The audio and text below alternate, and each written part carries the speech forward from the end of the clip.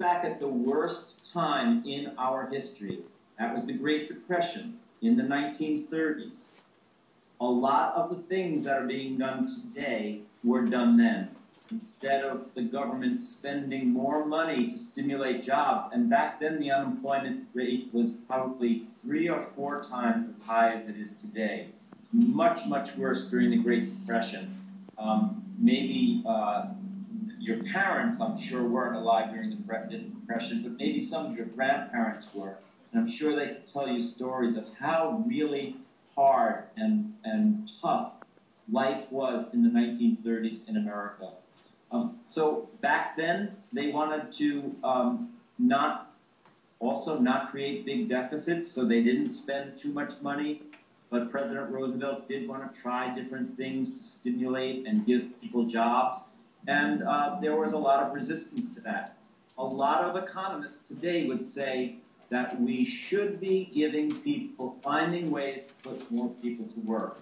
And the real debate is, we all want that. We all want everybody to have a job. The debate is, how do you do that best? And that's what the two parties are arguing over right now. If you look at in the 1930s, a lot of people would say the government did not do enough to help people find work back then. Good questions, though. Wow, you guys are really on top of your game. Yes, right in the middle there. Okay. Oh, you pick who's going to come up. I won't try and pick from you. Okay. My name's Maddie. Hi.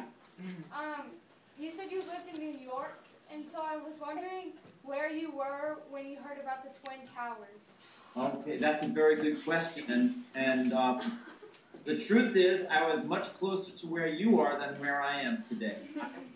I was actually sitting in a plane on the runway at Dallas-Fort Worth. So Oh my God. I had, Wow. and I was on the plane, and the pilot came on and made this announcement. And my family, I'm married, I have a wife and 2 children, and my 2 children were living at home then. They're in their 20s now. I had no way to get in touch with them, and I had no way to find out what was happening. And when somebody told me that they heard a report that the Twin Towers had fallen, I first didn't believe it. Are you guys getting ready to go? We're going to stay here. We're good. Okay. I see some packing up. I don't want to take too much of your time. No, we're okay. Susan, why don't you tell me how much more time we do have? How about 5 minutes? Okay, 5 minutes. I'll make this fast then. So I was on a plane at Dallas-Fort Worth. I was on a book tour, and that was the day, of course, they shut down the airplanes and shut down the airport. So I couldn't even get back. We couldn't even get back to the terminal for 3 hours. We sat on the airplane on the runway for 3 hours until I was able to get back. And my family had no way of knowing where I was, and I didn't know where they were. And knowing that how close the Twin Towers were to our apartment was very, very scary for a long time. And so that was a bad day, and the weeks afterwards, when I finally got back, I actually had to stay in Dallas for 3 days because there was no way to get back to New York. I eventually was able to rent a car and drive all the way home, Dallas.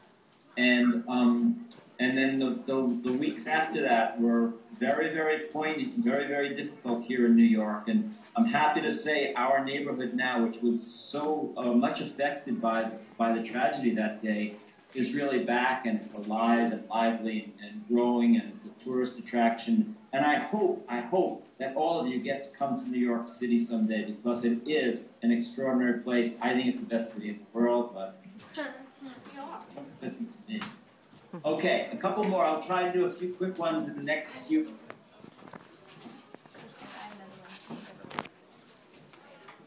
I'm Skylar. Hi, Skylar. I was wondering, what is your favorite period in history to study?